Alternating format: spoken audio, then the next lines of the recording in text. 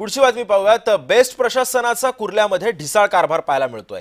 कुर्ला बस स्थानकावरती प्रवाशांचे अतोनात हाल होत आहेत। बस वेळेवरच येत नसल्याने आता प्रवासी संतप्त झाले। वारंवार तक्रारी करून सुद्धा प्रशासनाकडून दुर्लक्ष केलं जात आहे।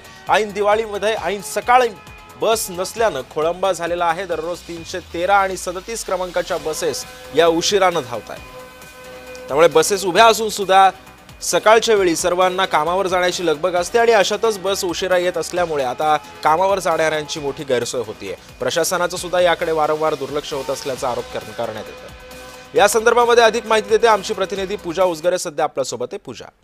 सिद्धेश, कुर्ला बस स्थानकात दररोज बसेस उशिराने सोडण्यात येत आहेत। यामुळे ऐन सकाळी जे प्रवासी जात आहेत त्यांना मनस्ताप सहन करावा लागतोय। अनेकदा बसेस उभ्या असतात तरी त्या वेळेवर सोडल्या जात नाहीत, अशा तक्रारी वारंवार प्रवासी करत असतात।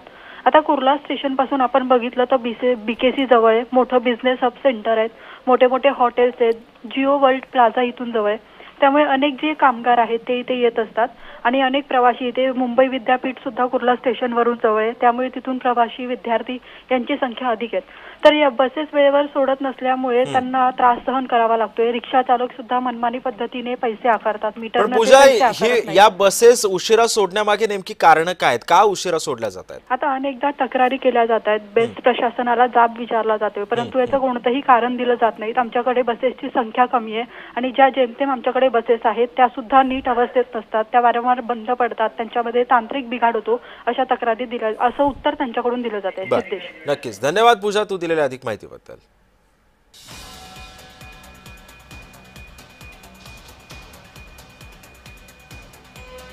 त्यामुळे बसेस उभ्या असून सुद्धा वेळेवर सोडत नसल्याने प्रवाशांनी सुद्धा तक्रारी दाखल केलेल्या आहेत। बेस्ट प्रशासनाकडून सुद्धा या संदर्भातलं स्पष्टीकरण अद्याप कळू शकलेलं नाही।